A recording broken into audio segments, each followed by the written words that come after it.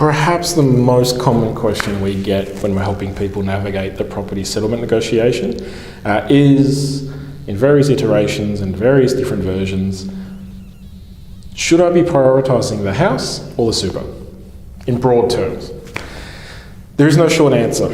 And every person's circumstances will be unique, which is why we document our advice in a personal statement of advice. But some rules of thumb or some ideas worth considering. If you're under 55, accessing superannuation can be really difficult.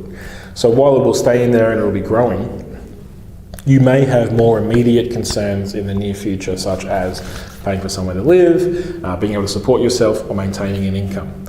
In that case, having a greater share in superannuation may not be in your best interests. So it's really worth considering then perhaps the external assets, or external from super assets, to help you maintain a lifestyle in the meantime.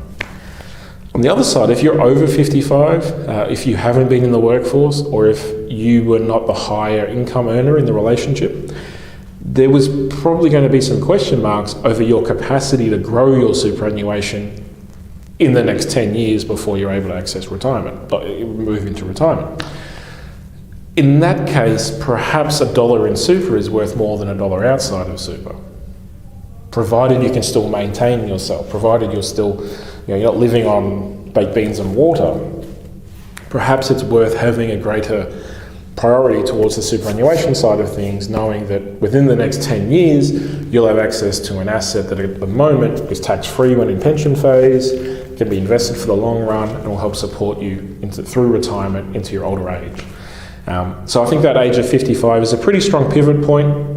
But as I've said, no case is the same as the one before it. Your circumstances will be really different and unique. So I do encourage you to obtain personal financial advice. These are really just rules of thumb that hopefully will provide some assistance as you work through this process of trying to settle the estate.